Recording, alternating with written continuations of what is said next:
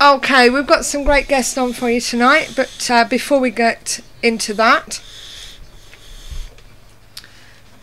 we'd just like to let you know that for those of you that are new tonight, hello, whoever you are. This is the place where you can introduce your team and get involved within the paranormal community, which is over at the website on www.ktpf.co.uk.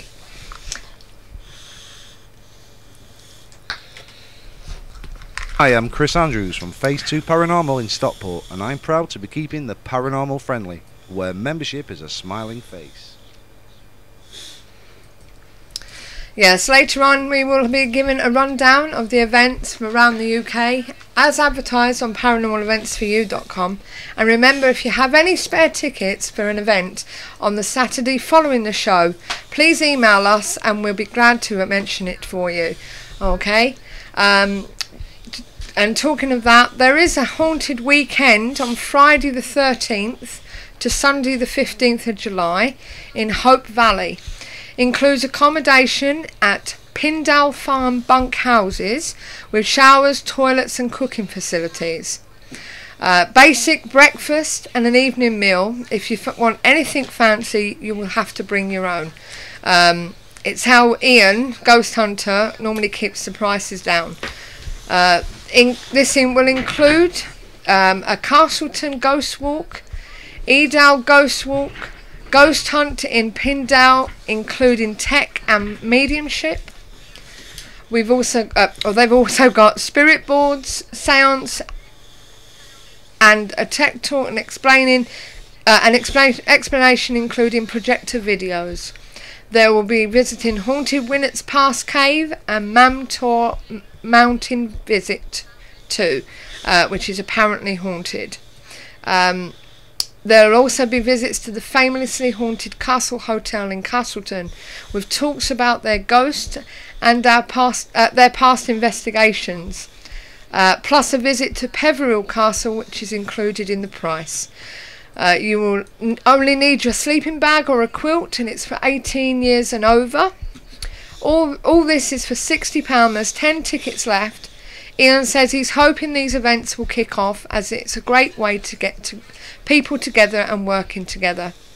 Okay, by using these events for teams to meet up. That's another reason for the price being kept so low, so he hopes they do take off. If you are interested, you can contact Ian on 0783 748 2171 or email lawrenceparanormalresearch@hotmail.co.uk.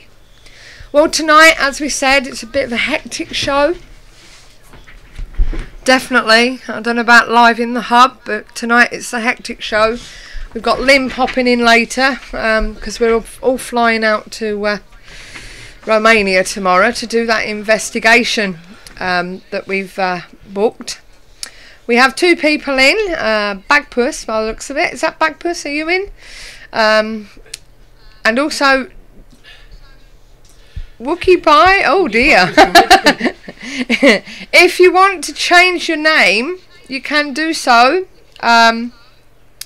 Alright, just click on your name. If you want to, do you want to type in there just in case, Steve, if anyone wants to actually listen to this? I don't know whether you need to, I think you need to actually click that above. I don't know if anybody's actually in the ghost chat room. Hey, Rainbow Owl's just coming. Ah, Rainbow Owl. Good evening, Rainbow Owl. Just pop in there that you have to click on the thing, okay? Right, so as I said, we are a little bit up in the air tonight, a bit hectic, halfway through packing and getting ready, but we didn't want to let you down, so we're here. There is a change in tonight's schedule, unfortunately. We were going to have Natalie and Natasha from Manchester Haunted, but unfortunately at short notice they've had to do reschedule until next week. Please don't call me yet, guys, my son is still up. Okay, if you can hear me, Al, I'm not calling you till after 9 o'clock, don't worry. Okay, can everybody hear me okay? Is everybody hearing okay?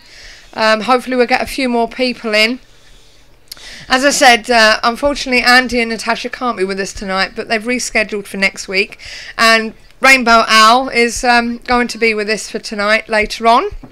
Okay, and hopefully he's going to bring some friends with him. And the guy that we was going to have later on, we're going to be calling up in a moment. Okay, so if you're new to the show, just let me explain to you what it's all about. We will be actually concentrating mostly on the investigating side of the paranormal, but we want to also incorporate a wide spectrum of this fascinating subject and to get you involved.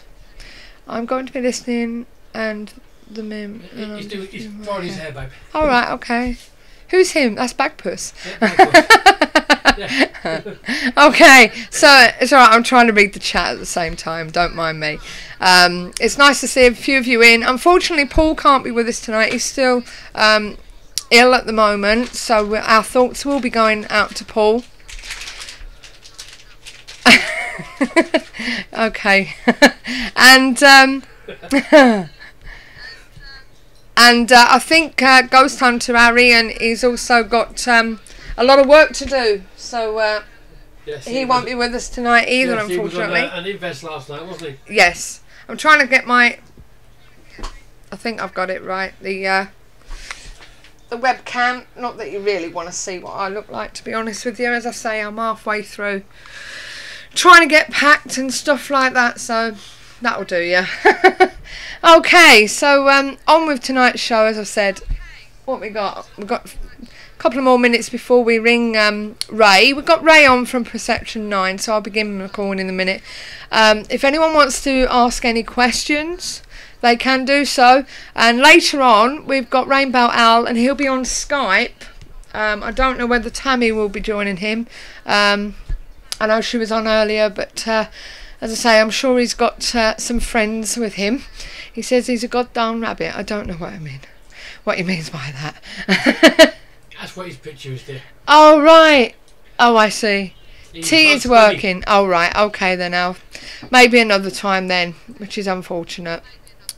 But I'm sure we'll have a good show tonight. As I say, this is the Live in the Hub Hectic Show Part 1. Next week's Part 2, because when we get back straight off the plane, straight... Oh, good. I hope you might have. Straight off the plane, straight on the show. Nicola said that's dedication for you. So, okay, so... Spooky gin. We will be doing the paranormal events later, and also have the paranormal news for you.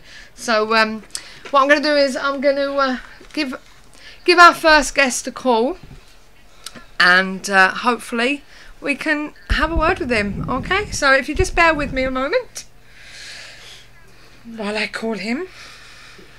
Yeah, for those of you that was listening when Steve Mero was with us, you may remember that I mentioned Ray from Perception 9, and that's who Susie's about to ring.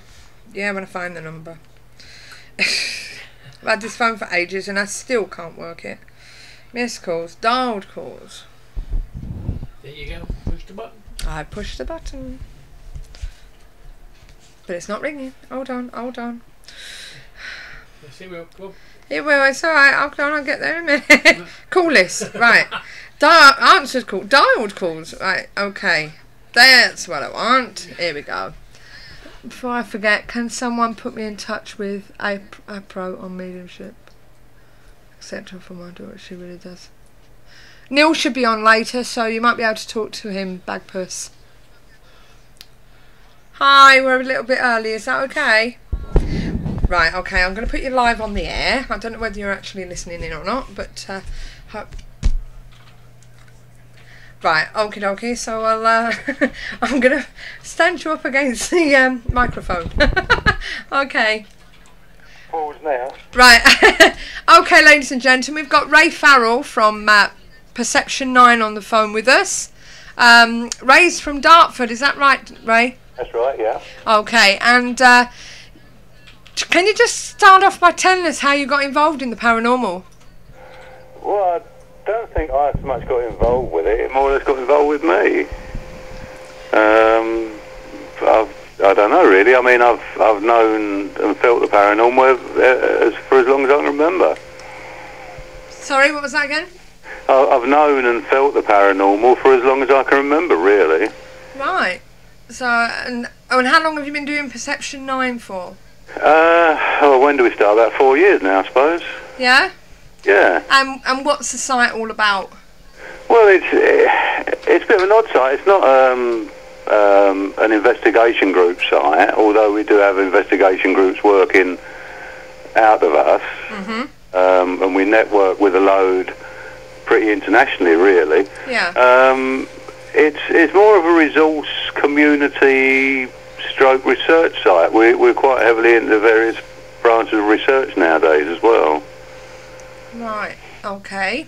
And you obviously advertise for us and other people. You've got like some sort of a community thing there, haven't you?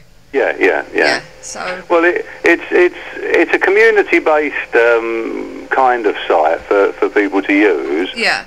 However they want, really. I mean, we do get a lot of help requests come through the forum. We've got a forum, we've got a chat area. Mm-hmm. That's a community side, but we've got resource pages as well, really, that we try and make with unique content. Yeah.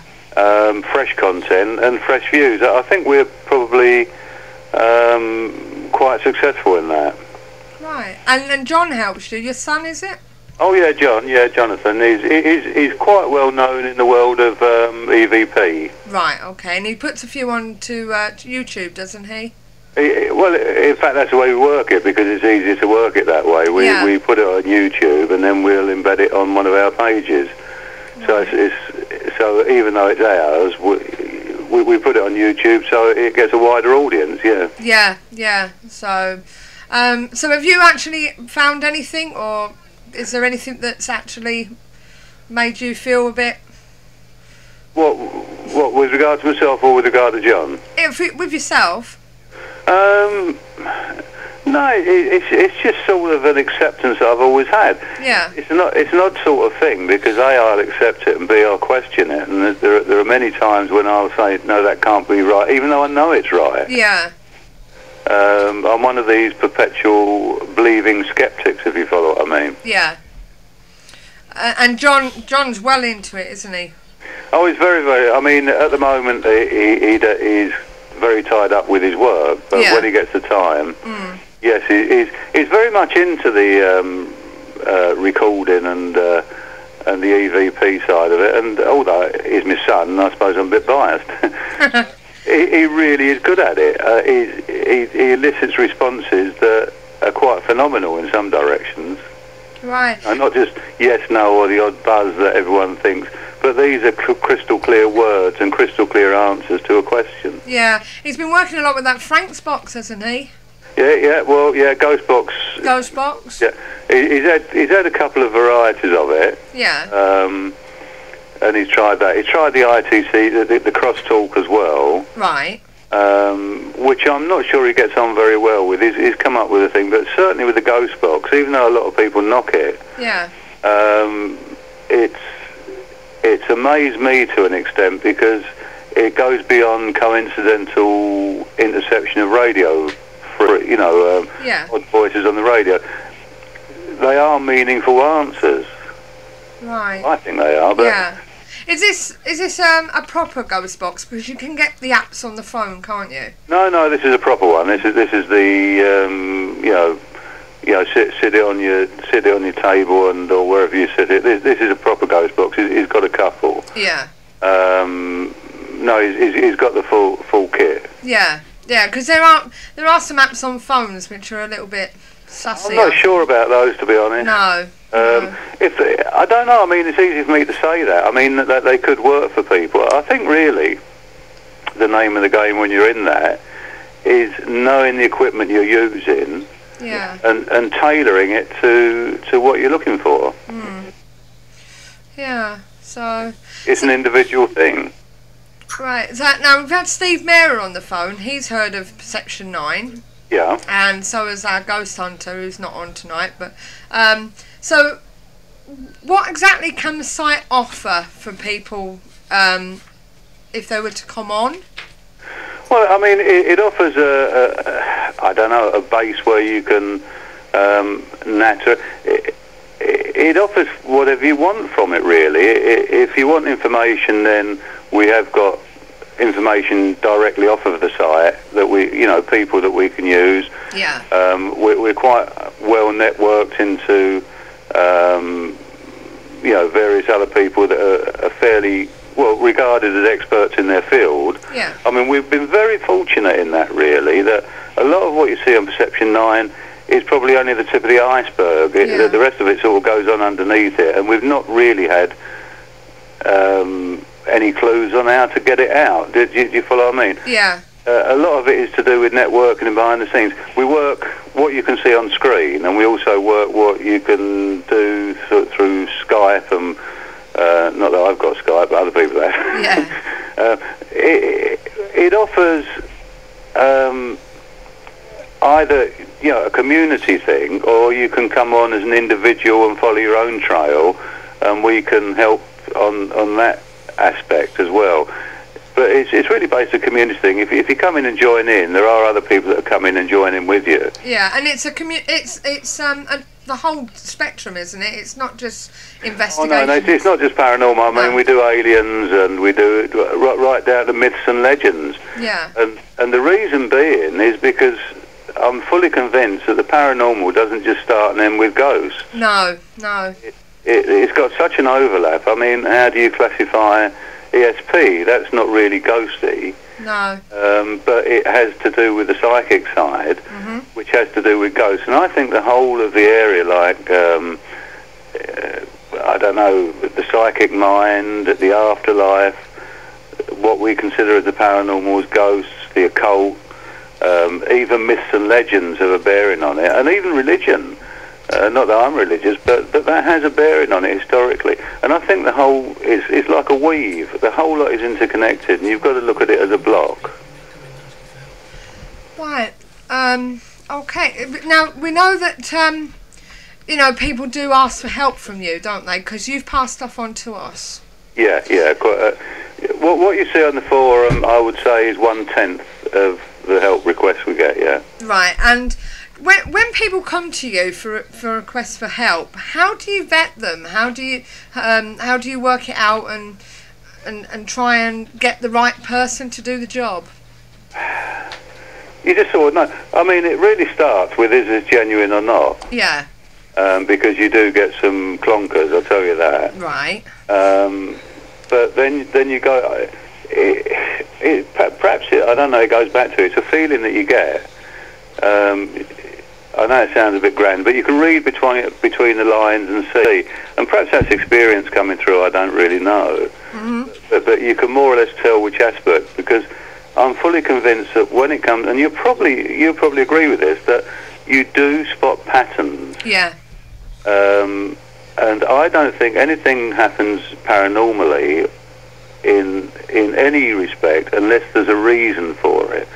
And the reason doesn't have to come out from the living; it can come out from the other side. Yeah. There's always a reason, and I think really it's perhaps it's an odd term, but pattern spotting. That you can spot what's happening, you can spot what's going to be said next, and you can spot which way it's going to go. And whether or not that's, I don't know, quite why I feel that, but it perhaps is to do with experience and having lived it before many times. You know that you've had all these requests coming in, and I mean the latest one. I don't know if you've seen it. Is there seems to be a hell of an upsurge in shadow people. Yeah. Yeah, a lot of people have been saying they've been seeing this sort of thing. It goes. It's really like ice breaking. Really, first of all, you get through the thick ice. What you get presented with, and it's 9 times out of 10 that convinces a demon. You know, which Hollywood and everybody else has sort of churned out into people's minds. Yeah. The name of the game, I find, really, is if you can start to reassure and to start off at base level and work up towards what the cause is rather than down towards what the cause is. The trouble is a lot of people don't work down to what the cause is. They get a fixation interpretation in their mind that everything's a demon and try and help in that way. Yeah, yeah. So it's a feeling that you get what people are on about, I think, and it's also taking a logical and perhaps more scientific approach than is usual. But you then get to know the people that are probably best equipped to deal with that instance. The problem is, you see, I mean, they can come from any direction in the world. We've got one in actually from Tasmania this morning. Yeah. Well, to be honest, I don't know anyone. No, this is the thing. But I will find someone local. But again, then you've got to find someone local, you know, as like shadow seekers that you can implicitly trust. Yeah, well, this is it. Yeah. So. Thank you for that, Ray. Yeah, thank you for putting us up there in the trust field. No, it's very important because I know. There are so many noddies and, you know, that's probably... Noddies. But there are so many people that... I've found that the people that tend to say they know the most know the least. Yeah. Yeah. It's the people that quietly get on with things in the background that I've got a lot of respect for, and people that are prepared to look in every which way and not just down a certain I don't know, line that they've always looked down. I think you've got to be flexible, and that's the art, really, is that I always think dealing with it. You've got to think laterally, you've got to think out of the box. You can't accept everything as it was in the last case. No. And when you look, you know, shadow seekers are brilliant at doing that, and I'm not singing your praises because you're there, but you are. And you'll stand back and have a look at a situation. A lot of other people won't. They just go straight in. Yeah. And that can be quite dangerous. Yeah, yeah. So, but as I say, going back on what you said about shadow people. Oh, yeah, yeah. Okay, just for those in the chat room that are not sure what that actually is, because we do have some non-group people in the chat room. Can you just explain a bit what shadow people actually are? Well, shadow people actually are something that no one actually knows what they are. They're not ghosts. They're not considered. I mean, I'm only going to go by what they're considered to be and what I understand them to be and what perhaps works out in my mind them to be. They seem to be some form of paranormal, for want of a better word, species that have got this thing that they come and study. They always seem to be in a situation where they're looking at people, studying them. I've yet to find one that's actually been threatening, although dark masses. A shadow person is not a dark mass. No. A shadow person is well, and the majority of them are humanoid. Yeah. The majority of them just stand there doing nothing and look pretty clueless and just seem to put the fear of God up people, but won't do anything untoward. They appear to be watchers rather than doers. Yeah. You get various varieties. You get people that say they had, these shadow people had red eyes, or you get the hat person. There's a whole welter of people that come under the heading shadow people, but shadow people are not thought to be spirits as such. They're supposed to be a separate existence. And then you get into the realms of, well, are these to do with this planet? Are they paranormally of the Earth, or are they alien? It gets into all those sort of realms. So shadow people at the moment, I think, is sort of gelling together. Yeah. And in fact, one of our researchers is actually researching shadow people. All right. And Arnica, she's doing it quite a lot. But shadow people can actually involve little black things scurrying across the floor. Oh, shut up. I think of eight-legged things when they do that. I mean, we've had that sort of thing. Mind you, we've seen things like that. Well, I think really it's a collection of things that people see that come under the same terminology. They probably they might be completely different things. They might be of the same thing. I don't know. But a shadow person is something that's actually no threat at all, but does seem to give off this intimidating vibe that upsets people. And it could be they're doing it just to see what the reaction is. Yeah. I'm going to put you on to Steve. He's got a question for you. Go on then, mate. All right. Hello, Steve, mate. Would you say that the Men in Black would come under the same classification?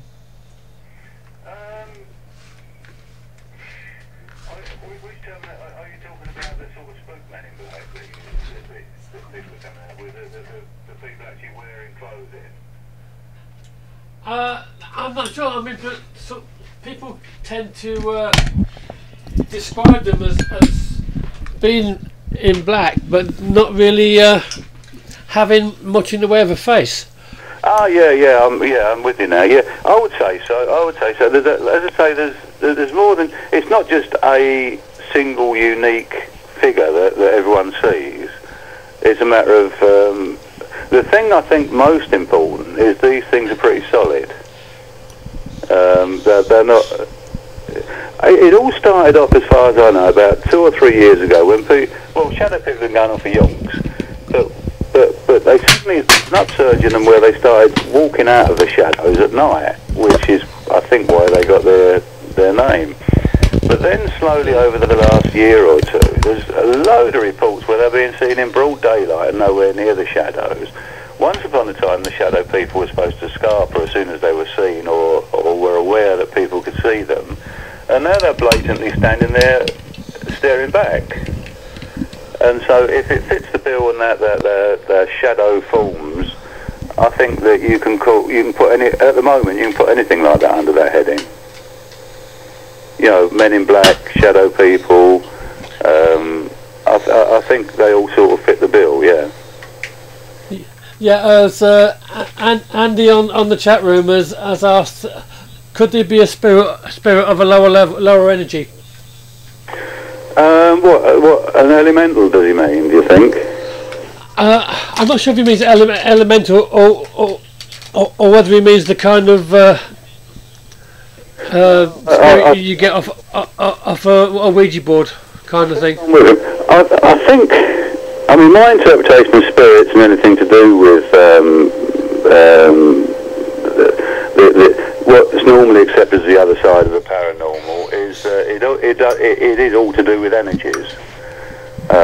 You know, ghosts and souls are energies. You know, and various other elementals and various other things are energies. It could well be. It could well be to do with energies. You know, why they're black and they're not glowing. But there again, if you relate it to life, you get different colour animals. It doesn't really matter, you know, that the colour, I think, could be a colour that is suitable for where they exist. In the same way you get a black leopard and you get a white leopard with spots on. They're still leopards. I'm not sure that colour half the time in the paranormal means very much. Yeah, I know what you mean. It's like you said, it could just be because they're coming out of the shadows. So they could be a bit of a chameleon. I think so. Yeah, it could be that. I mean, let's face it. If we all accept that a spirit can manifest in various forms that takes its fancy, then I think it's not an arm and a leg job to say that a shadow person is manifesting in that form. It could well be a spirit, but I don't think so. There seem to be too many differences between what we take as a spirit energy and a shadow person. There seem to be too many differences. Yeah, so I know what you mean. Talking about the Ouija board there, what do you think of it? The Ouija board, if you just play around with it for fun, and you're not channeling as such, then I think it's fairly harmless. I think the minute that the Ouija board gets dangerous, and it's not the board itself, it's the same with anything. You can do it with the tarot cards, you can do it with the crystal ball. The minute you actually get into SP or psychic channeling and use a focus such as like the Ouija board, any of them can be dangerous, because you're actually then you're not actually using the actual article. The article is just there. It's just a physical Ouija board, or it's a physical crystal ball. I think it's what you're sending, or what you're focusing on through that is the important thing. I don't think it's the tool itself. It's the way it's used.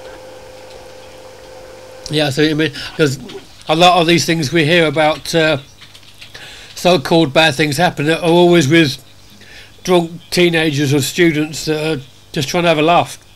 Well, you can get that, but I think that you've got to also allow the fact, that it probably does work. I mean, the Ouija board is picked out because it's probably the most well known. But I've known people come and start crystal ball gazing in more or less the same respect. And I think that what you're using, I mean, a crystal ball, you're doing it on your own. You're doing it under your own steam. A Ouija board is a collective. You're talking about several people there. You're talking about a reinforcement of any psychic energy that's going. It's opening doors, whether you know it or not. I think when you're just messing around with it and you're not actually focusing or trying to channel in a certain direction, it's probably fairly harmless. But if there's one or two people there that are going to channel and try and open doors, it's not the Ouija board that does the damage. It's them focusing their psychic energy through, by way of the Ouija board, that's doing the damage. It's not the Ouija board that does the damage. It's the same as ever. It's psychic energy that's just let loose without any direction can be quite damaging. Yeah, and like everything else, you have to make sure that you close it down afterwards. Well, that's the point, you see. It's a bit like, I don't see the Ouija board and the question you're asking any different from kicking a spook out of a house or something like that. Yeah. You're still opening doors to let something out, and opening doors is probably, well, it's the nearest analogy I can come to it. But if you view it as a psychic ability to open a channel, is probably a better way of doing it. When you're evicting a spook, you're opening a channel up, and quite often you're letting the channel in for something to come in and evict. You following what I mean? Yeah. And I think the same with the Ouija board. And this goes back in a way to Sue's question of the paranormal and why we look at it en bloc towards everything else. I think if you look at things in isolation, you see them in isolation. But if you look at things as, that works on that and that works on this, it doesn't have to be just under one label. It can be under sort of a psychic label. It can be under, ghosts and hauntings label. The forces involved are still the same forces. I'll probably put that very badly, but what I'm actually trying to say is that the psychic energy, however it's used. Are you with me, or have I confused everybody? No, we're with you. And so going back to the Ouija board, I don't see that psychic energy as being any different to communicating directly with spirits, because in a way you're trying to communicate by way of a planchette or a glass coming in. It's still opening a channel for it to happen, and there's no difference between a medium at a séance opening the same channel to communicate. That's what I'm saying. You're opening channels up all the time. The Ouija board doesn't open the channel, but the people using it use it as a focus to open the channel. That's what I'm trying to say. The Ouija board itself does no damage. Yeah. It's the way it's used. And then, of course, it helps to have a medium there, because obviously they would recognise more and a lot quicker what was coming through. Well, you say that. Well, they should be able to. You say that. I think a lot of the time nothing actually does come through. I think, it is a case of people pushing it around and doing it. But yeah, there are times, and you've probably been to where... Yeah, we've seen some of that. When something really was in touch. And the closing down ceremony really is more... You can go through a ritual, if you want, but the name of the game in the closing down ceremony is actually closing the channels. If people just walk away from it with the channels still left open, yeah, you can end up getting an entity. Yeah, I mean, Neil's just said on the chat room here that Ouija boards are a collective energy. Most times it's a low energy due to experience and low energy spirits target this. That's why Ouija boards should be left to the professionals and not to drunken teenagers. Yeah, you see, in some ways I'll err towards that view myself, but it's really a case that I feel a bit of a party pooper by saying that. But I think a lot of the equipment that gets used, like Ouija boards, and as I say, the tarot cards to a certain extent, but certainly on a crystal ball and scrying, it's the same sort of focusing. I see it as a focus. I see it as an article that focuses your mental energies so that you're channeling. I don't think that the units themselves or the articles themselves do the channeling. It's your. No, it's.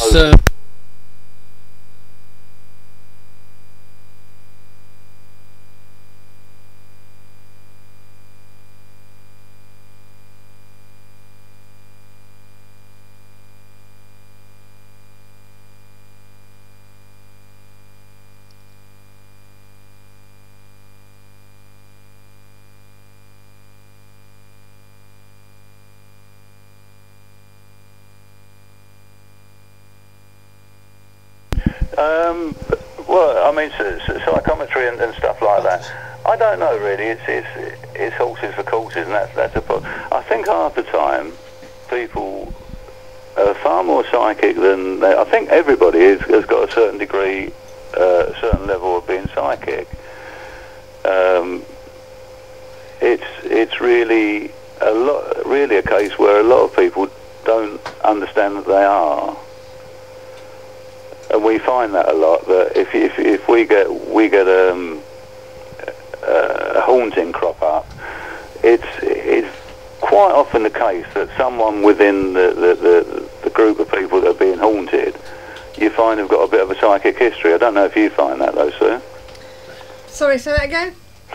But if you've got a group of people being haunted, yeah, you quite often find that at least one or two of them have got some sort of psychic history that goes back before that. Yeah, there's been quite a few that either it's followed them or something similar to that, or they've experienced it before. We had that with that one in Burnage you sent us to. Yeah. Yeah. This goes back also to the Ouija board, you see. If someone's unwittingly psychic in that respect, then, I don't know, it can have results. Yeah. So although I'm saying it's not the actual Ouija board that's dangerous, the Ouija boards in themselves aren't dangerous, I will still go back to say it's really how it's used. And I suppose really I've got to agree that, if you're going to do it seriously, then it should be done under, expert guidance, because it is opening channels. Yeah.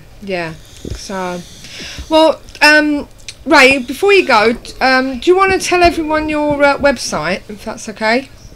Well, it's Perception 9 Paranormal. All one word, Perception 9. www.perception9.com. Okay. And it's known as P9 Perception 9 Paranormal. And it's a difficult website to explain because yes, you got the forum and everything else. But as I said earlier, it seems to get used for more than just one thing. It doesn't just get used for the forum, it gets used for resource stuff. In fact, we're in touch with a uni out in the States that have come in to take some of the stuff off that we've got. Yeah. I don't know, it's a bit of an odd site, really. Yeah, and Perception 9, the 9's actually the number, isn't it? It's not written. The number 9, yeah. Yeah, okay. So that's perception9.com, yeah? Yeah. Okay, and people can go on there and join in whatever you said on the forum and in the chat and everything? Yeah, everything we offer the same as you do, Sue. It's absolutely free. Yeah. You know, we charge for nothing, and even if people, same as you, if people want help, we'll go at the ends of the earth to help people, and it won't cost them a penny. Yeah, not a problem. Okay then, Ray. Well, thanks for talking to us. Hopefully we'll get you on again, and maybe get John on as well. Yeah, that'd be fine, and he would love to do it. Well, thank you for the opportunity. No, that's fine, not a problem. And if anyone wants to link your site, they can do so as well. We've linked you as well, so you know, so that's not a problem, is it? And also, you also advertise for events on there as well for some people, don't you? If anybody wants, you know, if it's an event that's not a sort of commercial event, you know, like making a fortune for somebody, we're more than happy, you know, to help people out. If we can help people out, we'll do it, and we'll do it for nothing. So if anyone wants to advertise an event or anything like that, just contact us and we'll do it. Yeah. Okay. Well, thanks a lot, Ray. Please enjoy the rest of your evening. Well, thank you very much. But I enjoyed this. Thank you very much. And I'll probably speak to you when I get back from Romania. Oh yes, you're off to there, aren't you? Yeah. I shall say nothing. I'm still waiting for somebody to tell me whether I should wear a crucifix or not. Only one?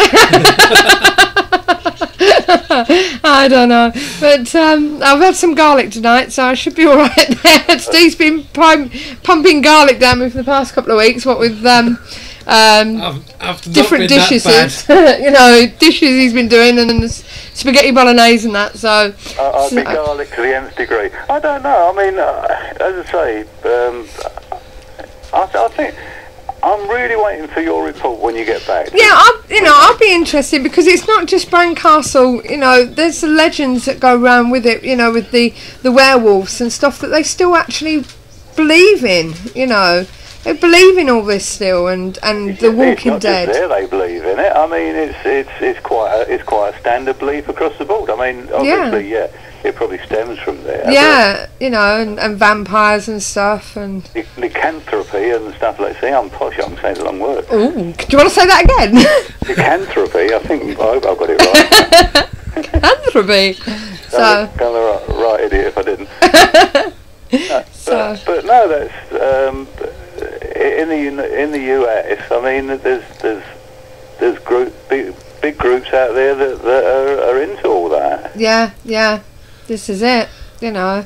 And these goths started from somewhere. Well, perhaps his old Drac took it over there with him when he went on the films. That's well, you never know. What it was. No, I quite envy you going, actually, because I think it's so long since I've been out doing an investigation or anything. Oh, it's yonks ago. Yeah. I'm really itching to get out on a good one and do that. You know, and I quite envy you doing this one as well, because this is probably the top-notch one you can do. Yeah. So, but I won't be doing it again. Too much heartache, too much pressure. But look, you get yourself out there and you enjoy it. I'm gonna. So, well, thanks again, Ray, and I'll speak to you soon. Take care. And yourselves. Good night. Bye, Ray. Bye.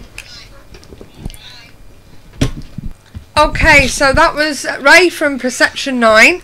Sorry about the breaking conversation there. Steve's battery went, and Neil's not even here. He was speaking, though. He was speaking. All right, was that Neil, you did it. So we've had a few quips, I see, on the chat room regarding our trip to Romania. So, you know, do I wear a cross? Do I take the chance? Oh, God. You know. I say make sure we have a steak. Holy water. Later on, I'll be calling Rainbow Al from Paranormal Addiction Radio. Yes, not exactly a competitor. It's a colleague that we know of, and he will be bringing a guest on with him from somewhere in Mississippi. I hate to pronounce that. Was it Picayune or something? Picayune. I'll let him pronounce that one. So from another group. So hopefully, you did say she was in America, didn't you, Alex? Is that right? Across. Right. So hopefully she'll be able to let us know how they do it over there. Oh, hello. You come in. Oh, do you want to take that, darling? It's not for radio. Okay, so, 1 second. Do you want to turn it off, and do you want to go out the room or something? It's my Auntie Dolly's just rung up. See? We are live in the hub on the Hectic Show. She's probably ringing up to wish us a happy anniversary for the weekend before we go away, you know, and and this, that and the other. So yeah, I told you, didn't I? Anything can happen tonight. So what I'm going to do is we're going to break now for the paranormal news, okay? So I'll leave you with that. You're on the radio. She said, what doing? I said, family flees house. They say he's haunted. A Tom to the family is seeking the return of the deposit they placed to rent a house because of strange noises and events. Just 1 week after Joshua Chingilla and Michelle Kaelin moved into their new home in Toms River, a couple and their children plodded into the lobby of a local hotel at about 1:15 a.m. and asked for a room. As soon as the family had settled into the 3-bedroom ranch at the corner of Terrace and Lowell Avenues on March 1st, they began to suspect they were not the only tenants. Amy Winehouse's father is in touch with the singer. Mitch Winehouse has told fans of his late daughter that he had spoken to her through a psychic. He said he communicated with Amy Winehouse, who died last year on Tuesday, and she is fully behind everything we're doing, and she's up in heaven waving a magic wand. He was speaking at an event in New York to launch the US version of the late singer's charitable foundation, and was joined by Winehouse's mother, Janice, and her younger brother, Alex. They held a press conference in Joe's Pub, where Winehouse gave her first American performance on January the 6th, 2007. Miss O'Brien was married to Billy the Kid in a past life. She gives detailed accounts of her memories that, despite what many believe really happened to him. She tells us when he died, how he died, was he left or right-handed, and gives details that when historians can't agree on and figure out for sure. She has marriage certificates and other documents from doing genealogy investigations into this. When asked, how did you discover your past life with Billy the Kid, and can you share what evidence you have to support it? I discovered it actually quite by accident. I had received a book on it that I still have in my collection and started to have memories after reading it. Flashbacks and dreams of that time and place, but did not based on anything I had read of. I just knew instinctively, I am also a medium, she says, what was true and what was false of the story. I then went on a journey to prove that I was experiencing. I swear I was very skeptical at the time, but everything I witnessed only brought more memories, nightmares and flashbacks. This meant I had to do further research. At the age of 14, I went to Santa Fe, New Mexico, and the Navajo Reservation, and Billy's spirit self met me there, at a cantina where we first met in that lifetime. He asked me to try and remember my last life with him. Then I had an NDA, near-death experience, where I stepped out of my body and went to the other side. I was met by Billy and my family. I was made to come back and was asked to fill the mission to tell what really happened back then. Researchers say Gardam's Edge monolith is an astronomical marker. Teams of researchers from Nottingham-Trent University have suggested that the 4,000-year-old unique triangular-shaped monolith known as Gardam's Edge was aligned as an astronomical marker. The 2.2-metre high monolith located in the Peak District National Park near Manchester, UK, has a striking right-angled triangle shape and slants upwards towards geographic south. The orientation of the inclination of the slope is aligned to the altitude of the sun at midsummer. Teams believe the monolith that was set in place gives symbolic meaning to the location through changing seasonal illuminations. The researchers have conducted micro-topography survey of the surface surrounding the monolith. The findings indicate the presence of packing stones around the base of the monolith, evidence that it was placed carefully in position. They have also carried out a 3D modelling of illuminations of the stone through the seasons, adapted for the changes in the Earth's tilt to the ecliptic plane over 4 millennia. The landscape surrounding the stones harbours many ancient monuments such as Bronze Age roundhouses, a late Neolithic enclosure, and other traces of long-lasting human occupation. The researchers believe that the stone is also late Neolithic, set in place around 2000 BC. Given the sensitivity of the site, we can't probe under the surface of the soil, explained Dr. Daniel Brown, a lead author and an astronomy lecturer at Nottingham-Trent University. However, through our survey we have found a higher density of packing stones on one side, supporting the case that the stone has been orientated intentionally.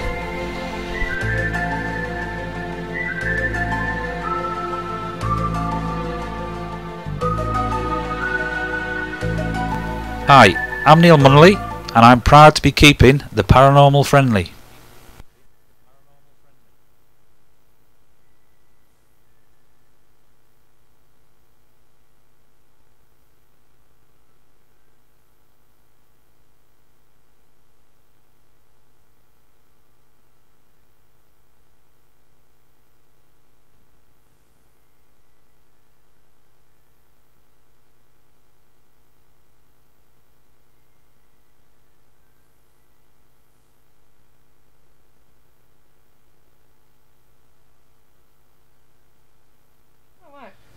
Sorry, can't hear me. Hold on. So you've been talking to herself. As usual, I'm going mad. I'm going mad. I am going mad. You know why I'm going mad? Say I'm again. talking to myself. Shut up, Neil. Right, I'll try again. Welcome back to the KTPF Community Show on Spooky Radio. I'm Suzanne. And I'm Steve. And before the paranormal news, we were speaking to Ray Farrell of Perception 9 down there in Dartford in Kent. Not a paranormal group as such, but more a paranormal informational site. So don't forget, you can go and visit his site at perception9.com and see what he's got on there. He's got everything, UFOs, the lot. Okay, hi Nettie. And we're a bit flat on the ground today, unfortunately. We've got quite a few people away. Paul's still ill, unfortunately. Ghost Hunter has got a load of work to do for a newspaper, I think he said. Yeah. Nicola's got a meeting. Nicola's got her meeting tonight, but she did say she was going to take her laptop with her. And as I said, Natasha and Andy have had a bit of a bereavement today, so they couldn't make it, so they're hopefully going to be with us next week. So we've had a bit of a shuffle round. I did plan to call this the Hectic Show Part 1, and it's living up to its name. That's all I can say. So we are recording this, so for those that aren't able to get involved tonight, they can actually listen again later on when we get it sorted, hopefully before I fly off. So what we're going to do, we're going to try something new. So Yes, we're going on. what are we going to do? Oh my god! We're going to try something new.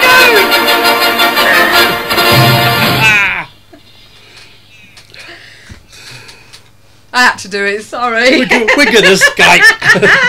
We're going to try and Skype our next caller, who's going to also introduce somebody else. So bear with me, please. Not literally. This is going to be fun. Deep breath. Deep breath. Okay. Cool. Dun, dun, dun. Will we hear them calling on the radio if we ask ourselves? Are we going to get this? Is this going to work? Oh, hello. I can hear a ringing. We have ringing. Good evening. Hello. Hello. Hello. How are you? Hey, you might need to turn him up a little bit, baby. Right, I'm getting a hold lot on. of feedback How do I from turn the it up? I'll microphone. come over. Say that again. I'm getting a lot of feedback. Right. feedback, are you? She said that 6 times. Is that because you're listening as well? Could be. Hang on. You didn't have this problem before. No, Right, I've killed you. Isn't it? If you remember, Steve had the same problem. Right, yes. Steph said if you're trying to listen at the same time, Yeah, I've just. you will get reverberation. It should have Killed gone me. now because I've just. That's what you said. I've just turned the show off. Yes, and you said you're going to kill me. Did it work? Yes, I can hear you perfectly, but can the listeners hear me perfectly? Yeah, we can hear you too. Right, okay. Can you hear him, Neil? He's saying Yeah, yes. Neil's I've still got chat room facility, so he's saying yes. Right, so you can see if there's any questions there. Right, well, good evening, Al. Good evening. This is going to be weird for me because I've got to have the earphones on, and unfortunately, I've got the delay as well. So you'll have to bear with me on this one. Okay, so Rainbow Al. Don't worry, he's used to working with tea. Right, Rainbow Al from Paranormal Addiction Radio. That's correct. And my paranormal team is also known as State of Panic. State of Panic. State of Panic. State of Panic is the name of my paranormal team down in Cornwall. Oh right. Can you guys hear me all right? Because I'm getting big. I never knew that. I'm getting big delays. Right. Neil says he's got a big delay. We've got a big delay. I think it's due to the Skype. Yes. So, are you okay with that at the moment? I'm fine. Okay. Right. Go. Okay, so I'll just talk a little bit slower and leave a break. Okay. Okay. Right. Okay. Well, you've got to try these new things, haven't you? Tell us about That's right. this Yes, show. you have. Yes. Right. So first of all, State of Panic. Didn't know that. State of Yes, Panic. that's right. State of Panic. State of Panic Paranormal Investigation is my paranormal group located in Cornwall. Okay. So tell us about that. Basically, we're quite a new group. We've been now formed for 2 years and done several investigations, some of the big well-known sites and private sites. How State of Panic came about is myself and my brother-in-law were highly into watching programs such as Ghost Hunters, Most Haunted and Ghost Adventurers on the TV. And we thought one day, why don't we give it a go as well? So it's a family-based group. Everyone in the group is related. There's 6 of us. And we've just grown from there, really, and we enjoy every moment of it. What I have found is since I've been doing it is I've actually stopped watching the programs on the TV. Why, I do not know. I think some of it, because it's on TV, it's whether or not it's fake or real. And if you're doing it yourself, then you can answer the question for your own. Can you hear me? Because I'm getting real bad gurgling sounds coming. It's like talking in a fishbowl. Yeah. Yes. So We can hear you. yeah, it's. And Neil can hear loud and clear as well. And they can hear you loud and clear. It's just that there is a Brilliant. big long delay. Yeah. So I've asked them to go with it. Okay. Okay. Yeah. So I mean that's basically how State of Panic come about. These new things. Perhaps you can help. Yeah. And as you said at the beginning, I also host a radio show. Sorry? Yes, I also host a radio show called Paranormal Addiction. Hang on, let's start afresh.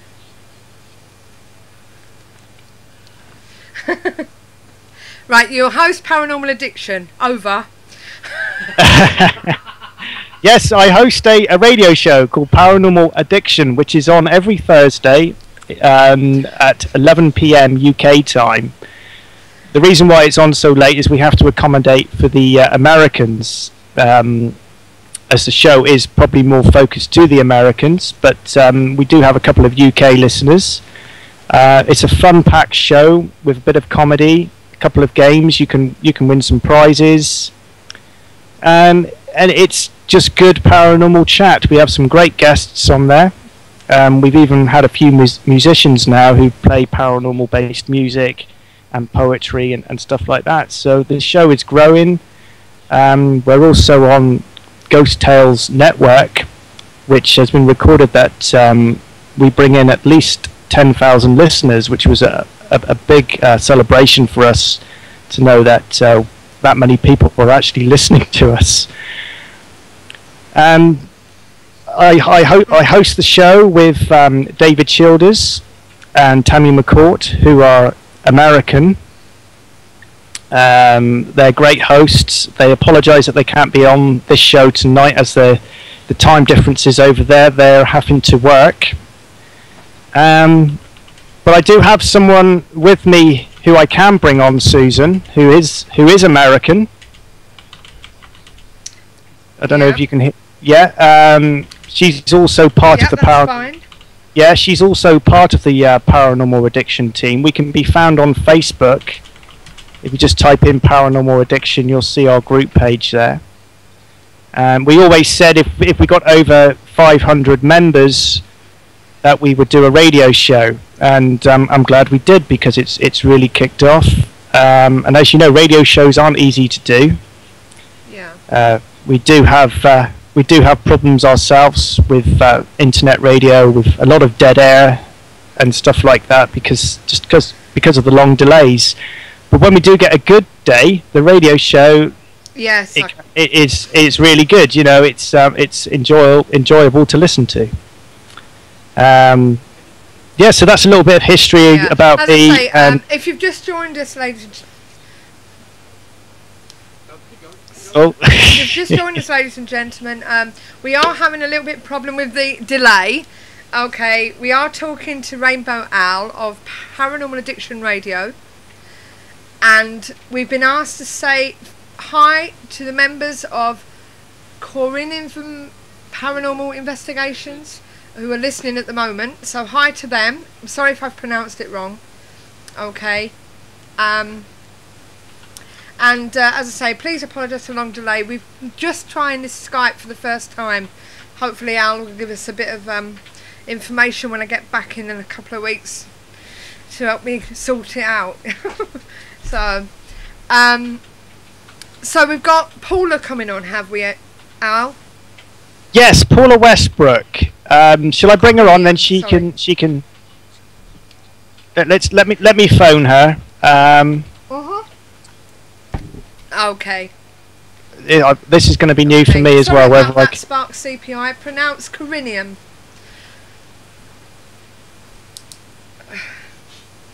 Sorry about the delay, Al. That's all right. Right, I'm just phoning her now. Yeah, that's no problem. We like to hear about from all the groups. Right. Groups and find out what they're doing. Can you let us know if you can still hear Al for me, please? I have to wait for him to speak first. Because I've just turned them sliders down.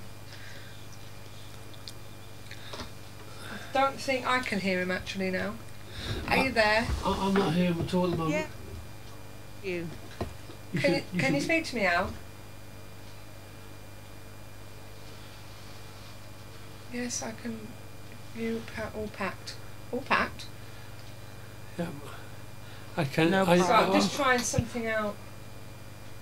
They're saying they can't hear me, but I. Right, Al, are you with us? I can yes, just I'm here. Right, okay, no, it's all right. I just thought I'd try turning down the sliders. That's it. It's the first time they've used Skype, Paula, on their radio show, so they're having a couple of problems. We know how that goes. Good evening, Paula. Hi, how are you? Can you hear me? It's not too bad. I believe you. I can hear you. Can people hear in the chat room? Yep, loud and clear. They're all saying yes, so I think we're good to go. Getting both of them. Oh, that's good then. Oh, good, good. Okay, Paula, what group are you from, my love? I'm from the Delta Paranormal Project in the United States. We're primarily based out of Mississippi, but we have several chapters. We have some in Virginia, Georgia, Mississippi, and right now that's about all of it. Oh, in the Carolinas also. And we have one team over there in the UK. Big group. Yes, and we also have a team there in the UK. They're Smithwick Paranormal, and I believe they're outside of Birmingham. I'm not sure exactly where Smithwick is. And you're forgetting my team, Paula. Yes, State of Panic. That's right. In Cornwall. Yes. I'm sorry. I just think of you as Delta Paranormal Project. Yes. Well, I do help out with the commercials, I suppose. And yes, and all of our drama with Gaga monsters. Sorry, Susan, we cut you off there. Delay, Paula. What was that? I was saying She just sorry said about the delay, but they're having a lot of delay problems, Paula. as I say, we have heard of Smethwick. They just said they have heard of the paranormal group in Birmingham. Oh, okay. Yeah, yes, they've been with us for about a year. This delay's gonna mess me up. Susan, we seem to have lost you. Right. Do you? Oh my God. Oh boy. I've got you. Yeah, I don't know who we've got, but we're it all sounds like we're talking in a fishbowl. Right. Okay. Right, Al. Can you? It sounds good on the radio. It sounds good on the radio. Well, Al, can you ask Paula? Yes. Okay. How she does it? How she does paranormal investigating in America? Okay. Paula, can you? And I think Paula can hear you anyway. Etc. Well, Okay. I think. Right, we're trying again. Go on, Paula. Well, I think we all pretty much do it the same. Most of us approach it from a scientific method. We try to use, the latest equipment along with some of the old school techniques. A lot of groups, they go into this, they think they've got to spend a lot of money on the latest, greatest equipment when a lot of the equipment, is right there in your own house that you could use. But we use, a combination of both. We do have some of our members that like to approach it from a spiritual aspect. But like I said, we don't rely upon psychics primarily to get our evidence.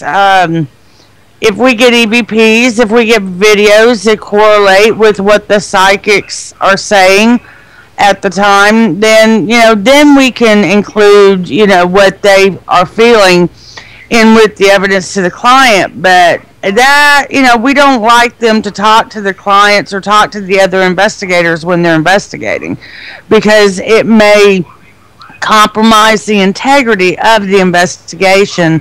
So I think we do things a lot like y'all do over there.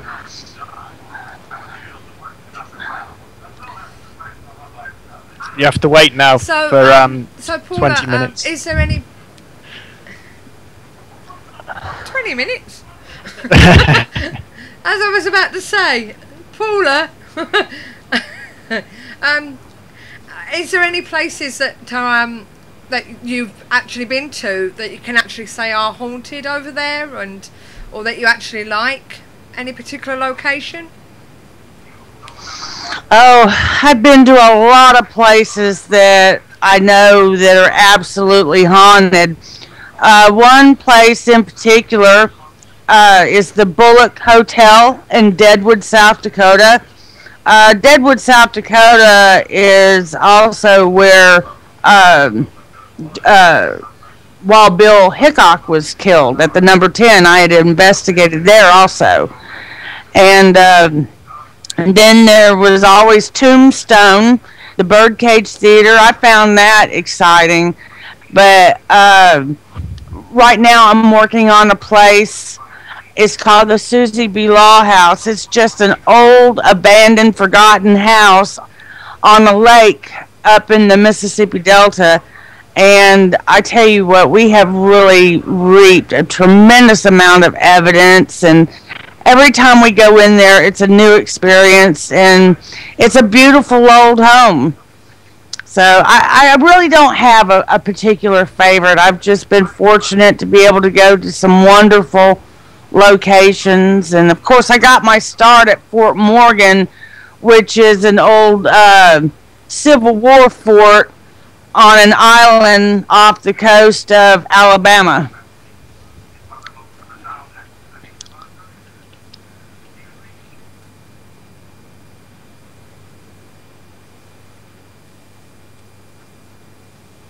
Absolutely.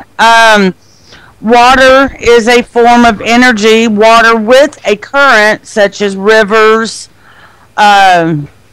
oceans, that sort of thing. They generate a lot of energy. So anytime you have a location that's on one of these places or near one of these places, I mean, it seems like it generally is a hotbed of activity there. I know Fort Morgan definitely was. I mean, back then we didn't have the equipment we have now, but, I mean, we experienced so much and saw so much. I mean, it was like in your face, paranormal activity. So, yes, I believe it has a lot to do with it. Right. And do you take the public on your investigations? Sometimes we take guests, and sometimes in order to raise money for the restoration of some of these old buildings, we'll have a public ghost hunt, and they'll make a contribution to the fund, and all the money goes towards the restoration of the location. And we've had a lot of success doing that. That's good. It's the sort of thing we do. But there's quite a few different ones over here. We've got the companies, and then you've got the small groups, not-for-profit, that do that and try and help raise funds for places that need the upkeep. And then you've got the individuals that decide to do it on their own. Like I think you said, Al, didn't you? You said you don't take the public, do you? No, we don't take the public, no. Mainly for insurance purposes at the moment. There's quite a few groups that do that. Yes. I mean, people who take the public are usually... Sorry, people that usually take the public are in it to make money from the public. So we don't do it as a theme park ride. We do it as a team to investigate it. I think if you start taking the public with you, unless the people you choose are serious about it, from past experiences, we have found that people from the public, if you invite anyone who's perhaps never investigated the paranormal before, it can be a little bit of a showtime for them, and they can end up ruining the whole investigation depending on the individual. Oh, that's true. That's one reason. I'm sorry. That's one reason when we do take them, we keep our team small.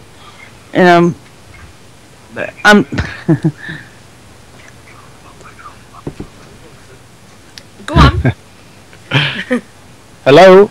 Hello? I was waiting for the delay. I didn't want to... Sorry, I didn't want to talk realise she'd over you. finished. This is very similar to listening to EVPs. You're waiting for something to happen. Can I just... Get As I say, out. can I just say that... What we do as a group is... We don't actually invite the public on, like what you say, a ride sort of thing. We personally invite them on an experience. We are a not-for-profit group, and we give them the experience of being a paranormal investigator for the evening. We don't guarantee the bumps and the bangs. We don't guarantee anything like that. If it comes, it's a bonus. What we actually guarantee them is an insight into paranormal investigating, because when they see all the shows and everything, they expect to have all the bumps and bangs and stone throwing. But we don't guarantee that at all. They walk away with an experience. Yeah, they do all the work. They do all the experiments and everything. Because we don't like people following us around like lost sheep, to put it bluntly. You know, we want to give them an education into what it really is like. You know, what do you think to that? And we're the same way. When we take the public out, it's a very small group that we usually have, and 9 times out of 10, it's usually people within the paranormal circles anyway. But every now and then you do have someone that's never done it before, and that's why we keep the group small. We need to be able to micromanage everything that's going on. We give them the equipment, we show them how to use it. Excuse me. And you know, they get to see the pros and the cons of investigating. You know, like she said, we don't guarantee results from their investigation. Yeah, if anything, they're going to see that it can at times be very boring sitting in the dark talking to dead people. And so I think as long as you're keeping it small and all the money is going towards charity, I mean, I don't think there's anything wrong with it. No.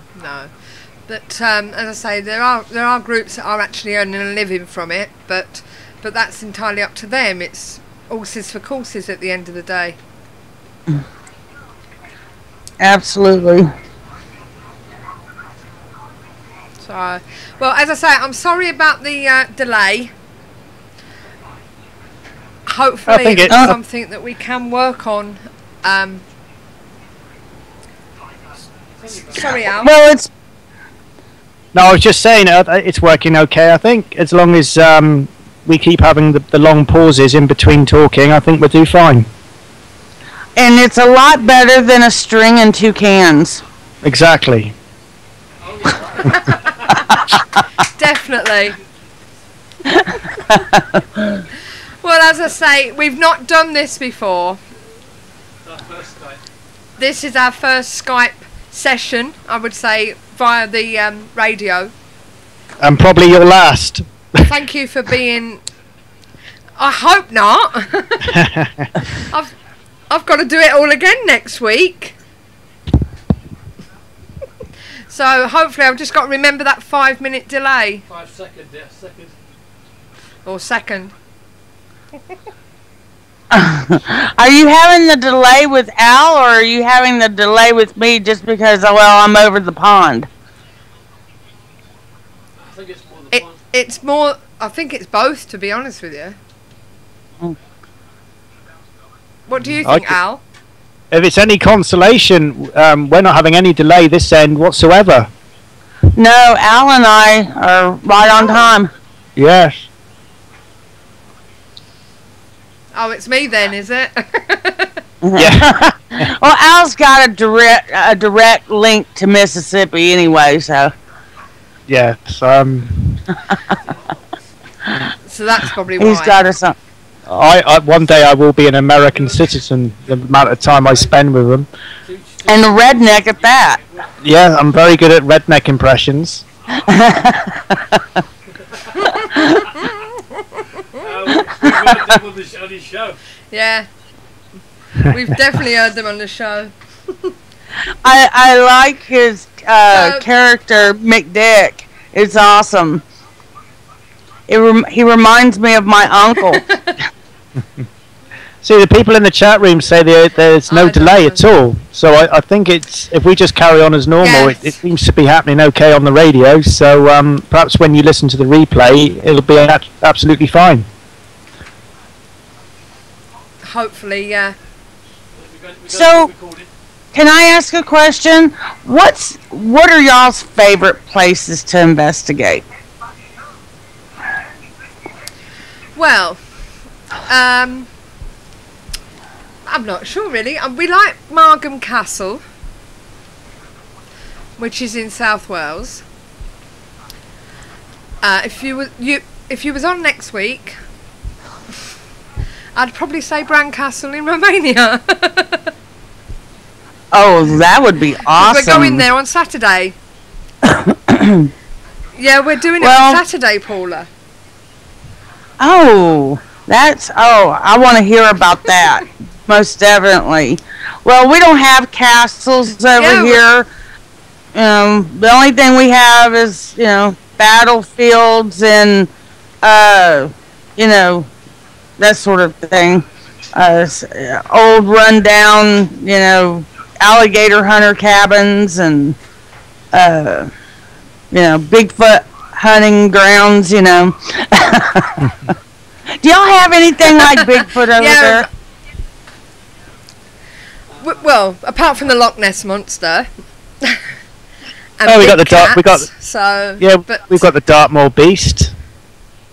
Yeah, I saw a show on that. And, I mean, it's incredible. It looked like a black lion to me. I mean, what's y'all's take on that? I would say... well, we always thought it was a panther. Yeah, or a black Labrador. Some reckon it's... I mean, some reckon it could be an escaped zoo animal, don't they? A tiger or something running around, or a black panther. Yeah, but I mean, it's been going on for so many years, right? I mean, over 100 years. Yeah, it's a very old cat. They're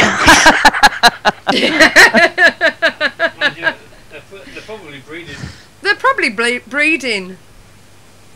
Yeah. Could be, yeah. Kind of like our Bigfoot over here. They got to be breeding somewhere. Everybody's got them. One of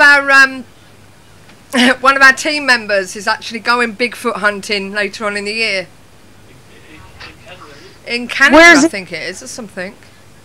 In Canada? I'm not sure. He's going somewhere over your way. Oh. Is it on the border or something? Well, down here we have something called the Honey Island Swamp Monster. It's supposed to be a Bigfoot creature. Is it? Yeah, I've heard of that. Right. What about the Chupacabra? Well, I own one. She's about 5 pounds, and she attacks the neighborhood cats, But I don't know. Chupacabra, not Chihuahua. Well, I call her a Tia Cabra, but anyway, I don't know. I think from what I've seen, they were supposed to have killed one about 50 miles north of me. And when I went to the Farm Extension website and looked at these pictures, it looked like a coyote with the mange. So I'm kind of thinking that these sightings that people are seeing might be just sick animals that they're finding and seeing.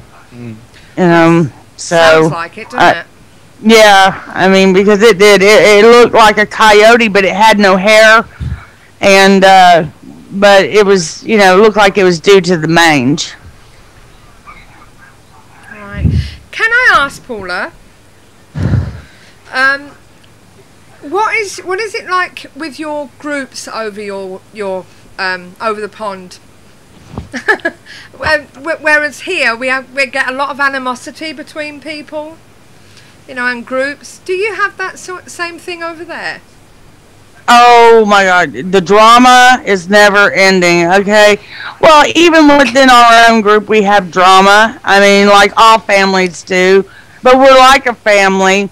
We usually get over it and move on past it and all. But, there's rivalries with other groups and all. And people, just, back and forth. It's awful.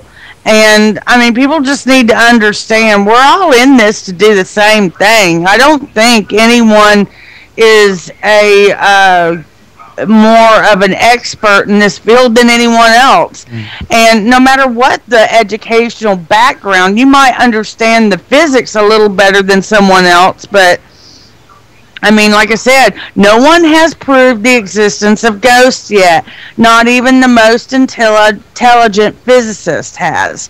And so why couldn't a housewife or a farmer, make a breakthrough where a physicist hasn't? I've come across some pretty good techniques on my own, and I mean, I have a medical science background, okay, not a physics background. And when I took it to a friend of mine that is a scientist, he was like, well, yeah, I can see where it works. And, of course, he explains it to me in the scientific terms. But the thing about it is we all have something to offer and to bring to the table. And I really think David and I have showed people where two groups can come together instead of competing, with each other. We came together and just became one. People need to check their egos at the door. I mean, no one's better than anyone else. I mean, everybody knows at the end of the day that my group is the best, so I don't see what the problem is. I don't know. I taught you everything you know, Al. Exactly.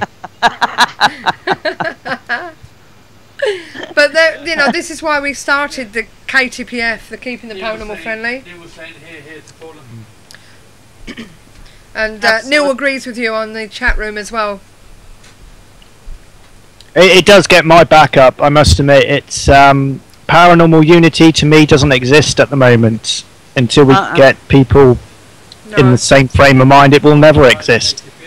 Well, let me put it to you like this, okay? Do you know what it took for David to give up his name and what it took for me to give up my name of my group that's been around for 7 years? I mean, we're one of the original Taps family groups. We gave up our names to come together on a new name to form a team and a partnership. It took a whole lot. We gave up a lot, but we did it in order to show that, see, anybody can do it, just check the egos. Susan, Paula's talking about David Childers from the Truth Seekers, in case the listeners were wondering who David was. He hopefully is going to call in later if he can get off work quick enough. Yeah, but as I say, with KTPF, over here in England, and Al will probably agree with me, he's probably heard of it as well, we've had people tell us that they've had lawsuits, threatening letters, and even banging on doors and threatening that way. It's ridiculous. I just can't understand it. As a Taps family member, I mean, my life has been threatened. I mean, I've had people call me, threaten my life, threaten my family's life, my members' lives. There's just some really, I don't know, people like that, I mean, they have serious issues. And I've talked to my friend Lynette that's with the, Smithwick group over there in the UK, and she was telling me, you guys get serious over there. I mean, really bad compared to what we do. I mean, we bicker and we backbite and all that, and talk, and groups talk bad about each other and all, but she says that they've taken it to a whole new level over there in the UK.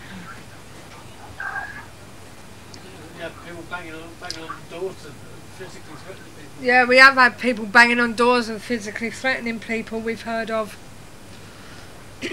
It's ridiculous. I just can't understand their mentality. And most of it is where they've broken off from another group. Other groups are doing this? Oh my God.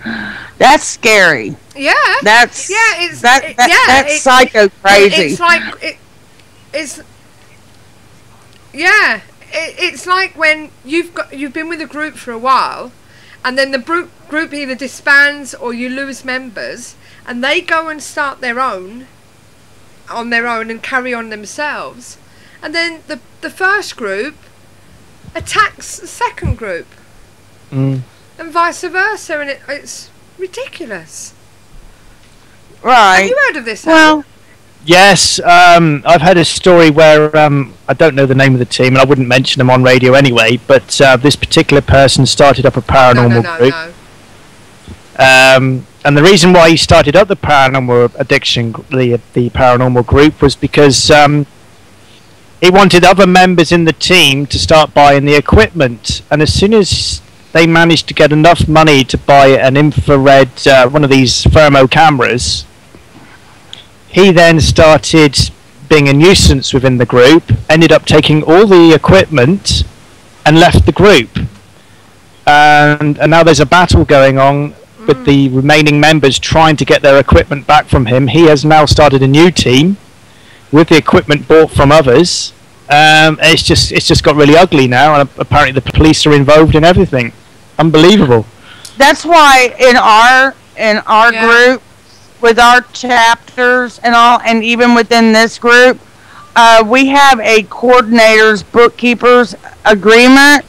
And what this says, the coordinator keeps the equipment only while they are part of the group, because the equipment is team owned and purchased by team funds. We conduct audits all the time of equipment and monies, and at the time that they leave, they are to relinquish all funds and money. And we have this in a contract. And it's a legal binding contract in the state of Mississippi. So, I mean, I hate to make people sign contracts, but you have to. And maybe that's something, that... I don't know how binding agreements work over in the UK, but usually a written contract and it's notarized is pretty binding over here. I mean, only the other day somebody tried to claim that the orb video, which I actually made, tried to say it was theirs. Have you seen my my orb video? Oh yes, I saw that. I've just posted up. I've just posted up the link in the chat room. Take a look at it. It's a comedy piece, and somebody tried to take it away from me to say it was them. And I'm actually in the video. You can see my face, everything, and they're saying it's them. That's how bad it can get. Well, I had a video on my ghost story, okay? I had to copyright that piece of footage. Y'all, if y'all are... it's bad out there these days. People will steal your ideas, they'll steal your footage, and you have to protect that stuff legally. You shouldn't have to do it though, should you? You shouldn't. You shouldn't, but you do. You'd be surprised. I've known groups going onto other people's websites and taking their EVPs, downloading them, and then claiming that it's their material. Why do that? No one's going to present them with a gold medal for doing it. I guess they're looking for the Golden Ghost Award. Yeah. I mean, it's pretty bad. I mean, even on my website, I've had to set up my website to where nothing on there can be copied, downloaded, or anything. Because of that. Yeah. I've had former members take footage from this group, and they go and start a new group, and they've taken footage that was obtained from my group when they were members. Yeah. And I've had to send lawyers. I've had to send cease and desist letters, everything else. Yeah. Somebody sent me a link recently, and I did register to it, called My Free Copyright. I did sign up for it and give it a try, see what happens. But I'd like to have that link. I'd like. We've actually got that site you're talking about, Susan, for State of Panic. Sorry. Say that again. I said that the site you're talking about, we've actually used that. The site that you're talking about, we've actually used that for our State of Panic website now. Yeah. Yeah, somebody gave it to me, so I've actually registered. The only thing I don't like about it is we've been going since 2007, but it only registers you from that day, doesn't it? I've no idea, because I don't take care of that particular side of things, but yeah, so we've done that now, but if it's useful for anyone, the link's on the chat room now. Are you alright to have a bit of a break for a minute, guys? Absolutely. Yeah, fine. I need to go and grab a can of Foster's anyway, so no problem at all. Right, okay. We're going to go over to the paranormal events for you, okay? Thank you.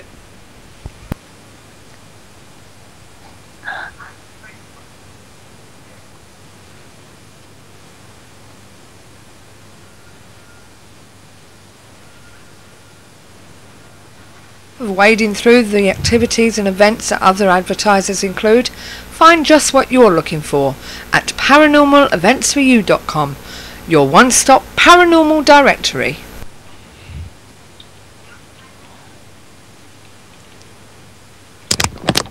On the 28th of the 4th, Sixth Sense Paranormal are off to Ruthin Jail in Ruthin, that's North Wales. On the 5th of May, UK Shadow Seekers are off to the Wigan Sea Cadets in Wigan. On the 12th of May, Night Vision Paranormal are off to Kelvedon Hatch in Brentford. On the 18th of May, at Fright Night Museum, Thackeray Museum in Leeds, you will find the number for Liz Egan on www.thackeraymuseum.org. On the 19th of May, UK Mystic Nights Investigations are off to Fort Paul in Hull. On the 25th of May, there's a charity psychic demonstration and midnight investigation at Morecambe Winter Gardens, Morecambe, and that's with Mr. Neil Munley, who was with us live in the hub on the 11th of April.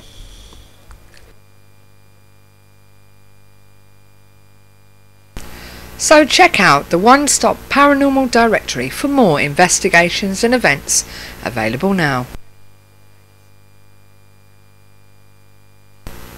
Paranormaleventsforyou.com also offers banner advertising for only £10 per year. See our website for more details. Paranormaleventsforyou.com, your one-stop paranormal directory.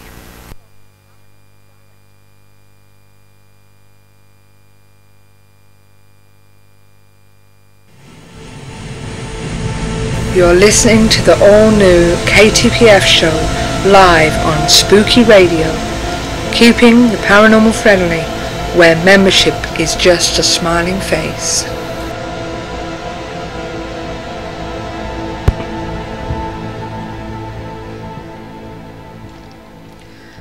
Yes, ladies and gentlemen, welcome back to the show.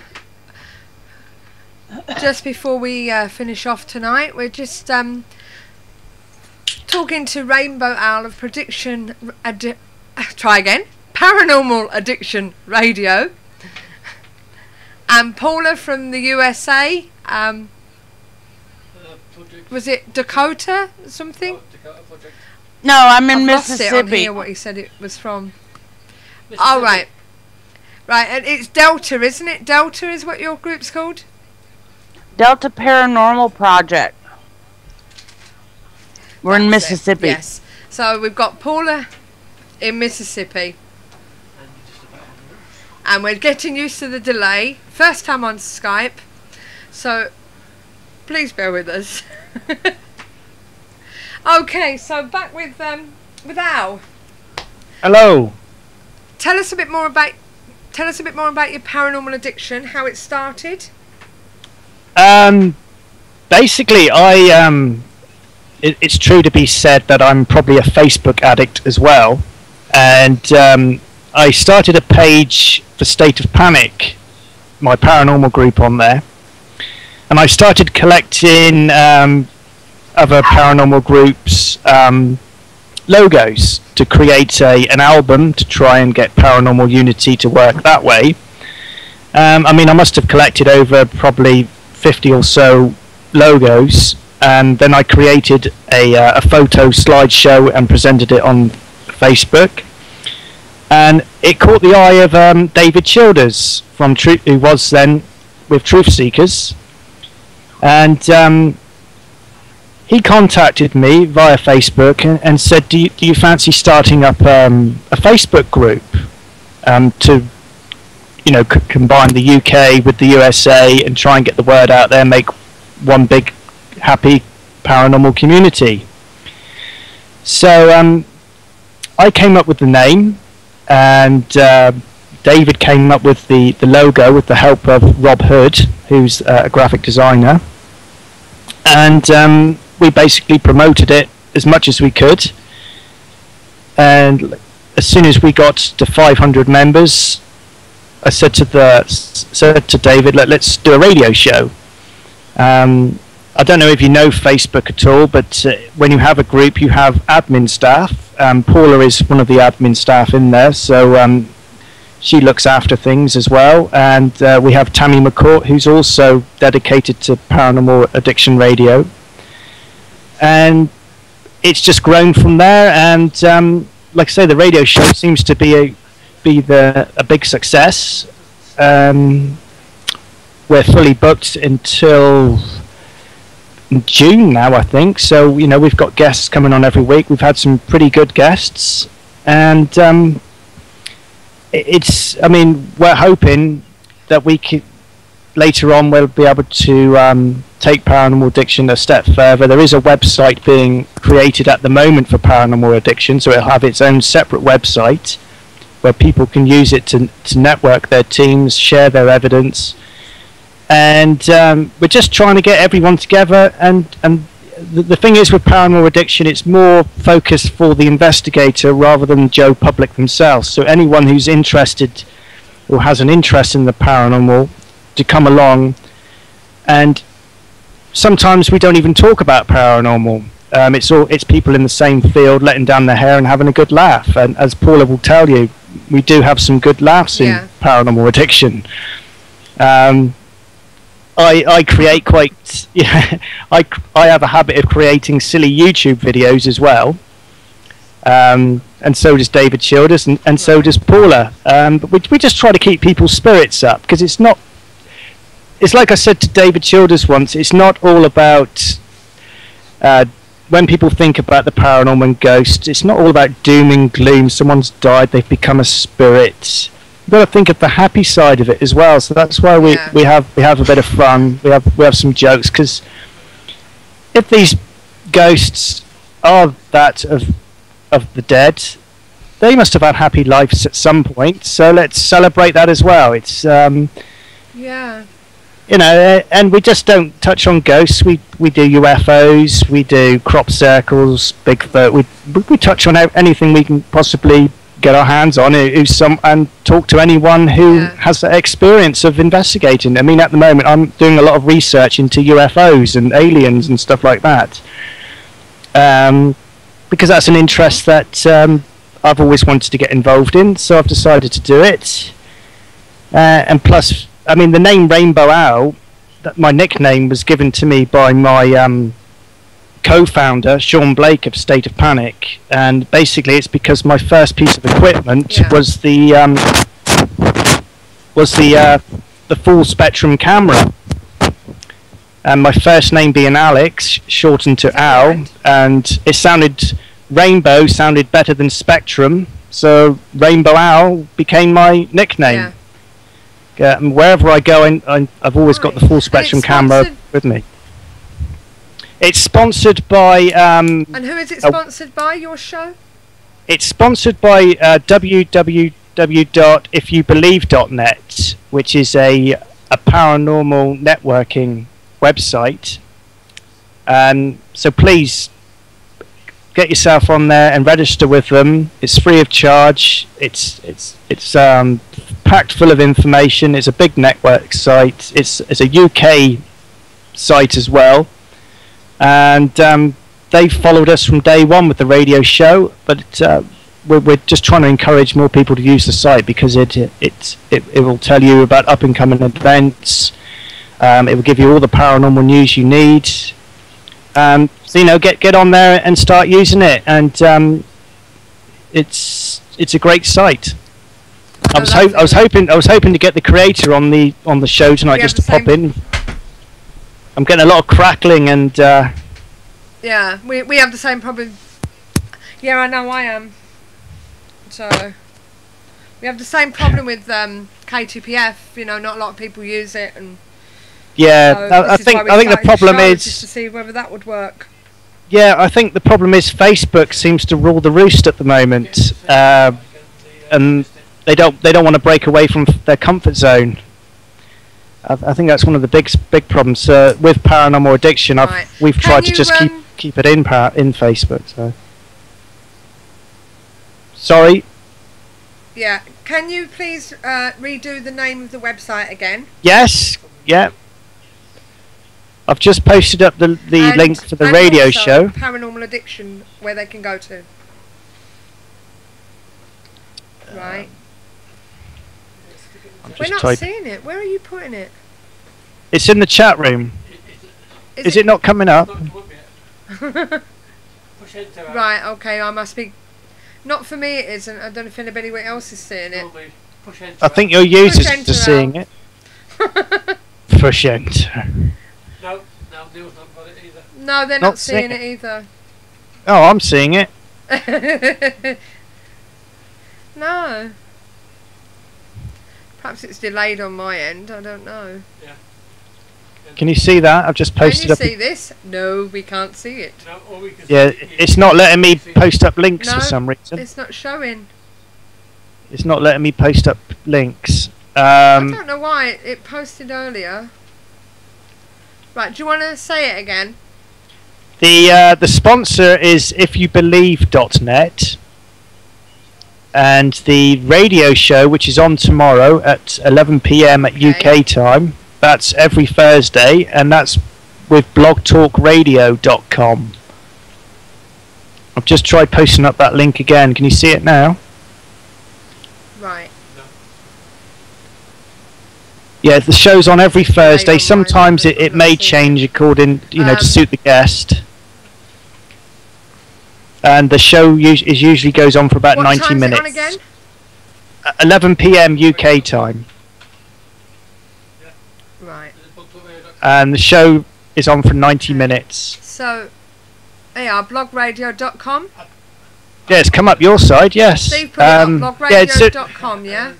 Yes, if you type in blogtalkradio.com. Yeah, Steve just put it on. if you believe, is it? Ifyoubelieve.net is the name of the sponsor. And ifyoubelieve.net, was it? Yes, all one word. Ifyoubelieve.net. That's there you it. go, is that it? No, you've put not. Ifyoubelieve.com. He hasn't he? Alright, Jethro. I don't know. Not. Well, I did say this was the hectic show tonight, and anything can happen. Yes, if you log on to Blog Talk Radio and type in the search box Paranormal Addiction, the radio show will come up. Right, okay. So Al, thank you very much for putting up with us tonight. You're very welcome. Hopefully we can get this Skype thing sorted. You were doing well there. Yeah. Paula, thank you for coming on for us. Well, thank you for having me, and it was so nice meeting you all, and looking forward to hearing your show again.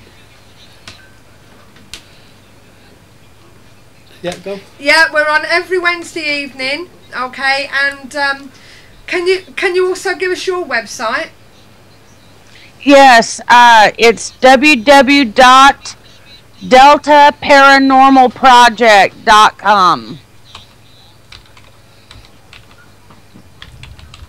And that's in Mississippi. Yes. Okay, well thanks very much, Paula. It's been nice speaking to you. It was nice speaking with y'all as well. Talk to you later. Bye-bye. Bye. Bye-bye, guys. Thank you very much. Hopefully we'll see you on the chat room sometime. Yes, I'll make sure I tune in next week. I'll be there. Okay, Al. Okay, give us a shout if you need a hand. Okay. Any technical questions with Skype? Right, if I give you a quick buzz in. Okay. Right. Would it be alright if I give you a quick buzz in about 10-15 minutes, yeah? Of course you can. No problem at all. Okay. No problem. I'll speak to you in a bit. Thanks, Al. Thank you now. Bye-bye. Bye. Bye, everyone. Yeah, bye, Al. Bye. Bye. If you guys get a chance to get on the on our show tomorrow night, it's a good show. It's a good laugh.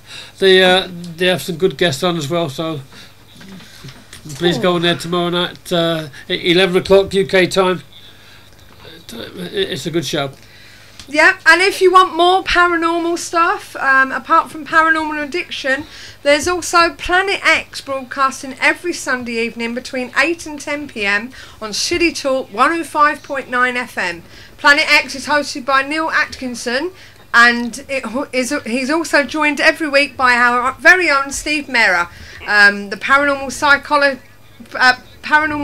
psychologist and editor of Phenomena magazine, who will be on the show later on in June, or back on the show as well. Please remember that we are here every week. We will be here every week. Next week is Christened the Hectic Show Part 2, as we will be literally from the plane and straight on the show. So again, anything could happen. We will be joined by Bomber County Paranormal Group, hopefully, and also Natasha and Andy from Manchester Haunted, and hopefully you too, so you can ring up and give get some questions in as well. And if there's any other groups that would like to be on the show, whether it be on the phone or when we've got Skype sorted, we do have some slots available from June the 13th onwards. We would really love to have you on the show and introduce yourself, your team, plus your own experiences and the places you've been, etc. As I've said before, we don't get out much.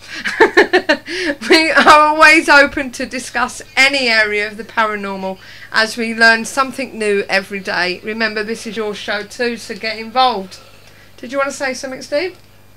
Yeah, just contact us on the website, and we'll sort a date out for you.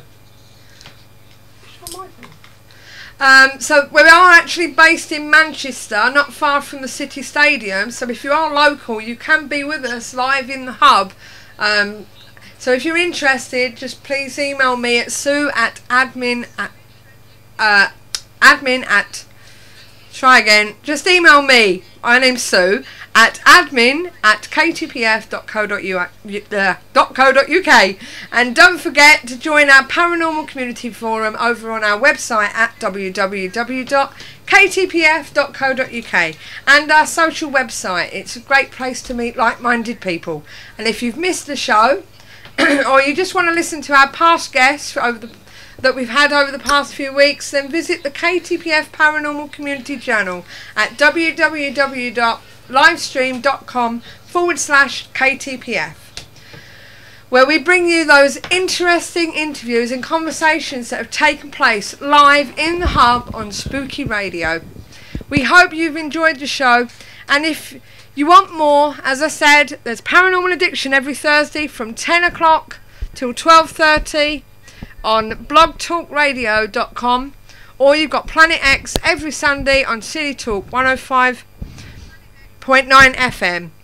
Thanks again for listening to the KTPF show, and we will be back next week with more special guests, we hope.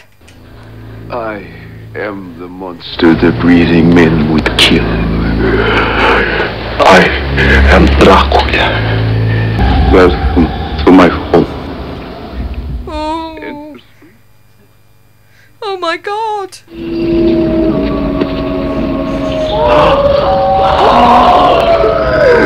Listen to them.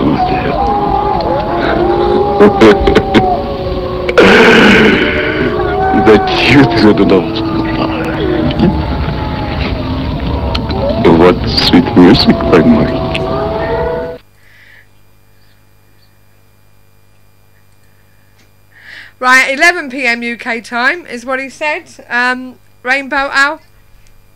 Sorry, darling. But as I say, time to go. So good night and God bless. And please remember, today, tomorrow and every Wednesday at 8 PM, we will be here to keep the paranormal friendly. Good night and God bless. Thank you.